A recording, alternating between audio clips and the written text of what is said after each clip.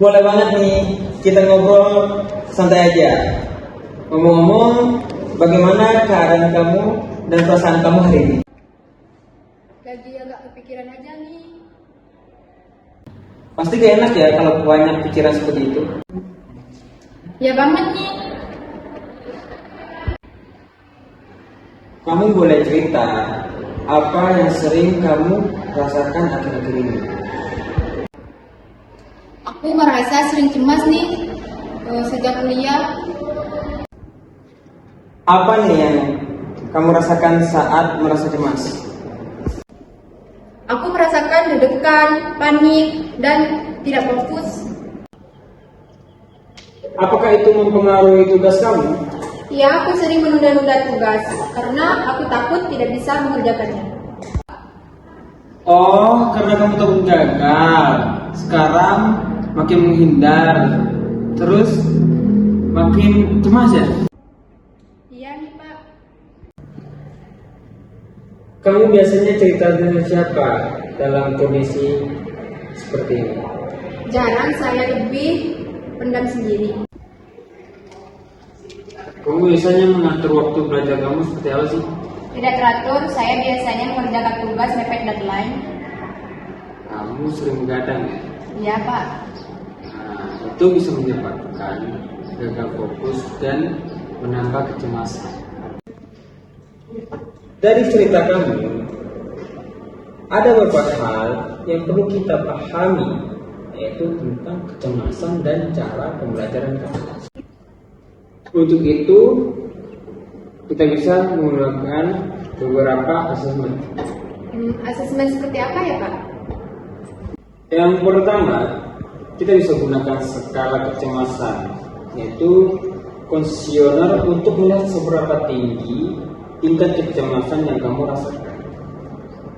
Jadi, nanti kita bisa tahu apakah kecemasan itu ringan, sedang, atau cukup tinggi.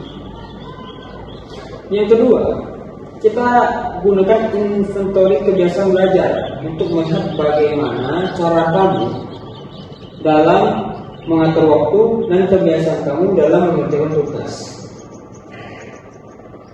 Oh, jadi biar lebih jelas ya Pak?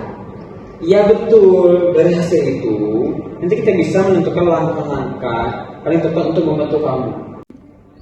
Terima kasih ya sudah mau cerita hari ini. Baik Pak, terima kasih juga. Kita lanjutkan di pertemuan berikutnya ya.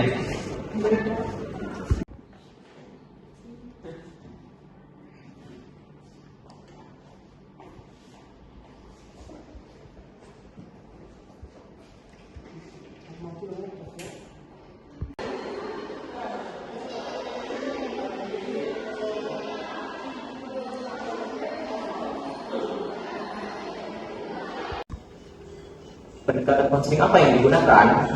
Pendekatan yang digunakan adalah pendekatan humanistik atau client centered. Pendekatan ini menekankan empati terhadap klien. Penerimaan tanpa menghakimi, memberikan ruang aman bagi klien untuk bercerita. Dalam misi ini, konselor menunjukkan sikap empati dan mendengarkan secara aktif sehingga klien merasa lebih terbuka. Terima kasih. Asesmen yang dipilih adalah skala kecemasan dan juga inventory kebiasaan belajar. Skala kecemasan sendiri digunakan untuk mengukur kecemasan si klien secara objektif, di mana di sini kita bisa mengetahui apakah kecemasan itu berada di tingkat ringan, sedang, atau bahkan berat.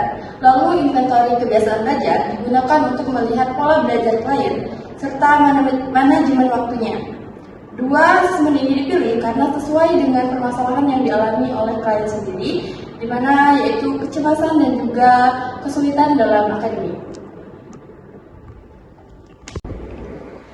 Beberapa prinsip etika yang harus diperhatikan dalam konseling adalah yang pertama, kerahasiaan atau confidentiality, yaitu menjaga informasi klien agar tidak disebarkan. Yang kedua, informed consent, yaitu klien memahami dan menyetujui proses konseling. Yang ketiga, sikap profesional, konselor bersikap netral dan tidak menghakimi. Yang keempat, menghargai klien, menerima klien apa adanya. Penerapan etika ini penting untuk menciptakan rasa aman dan percaya diri.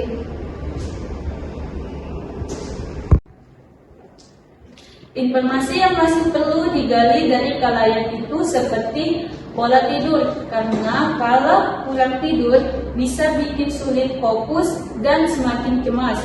Selain itu juga perlu tahu dukungan dari lingkungan sekitar seperti teman atau keluarga. Kemudian bagaimana klien mengatur waktu sehari-hari, terutama dalam belajar dan mengerjakan tugas. Dan juga tekanan akademik yang dirasakan, misalnya dari tugas atau tuntunan kuliah.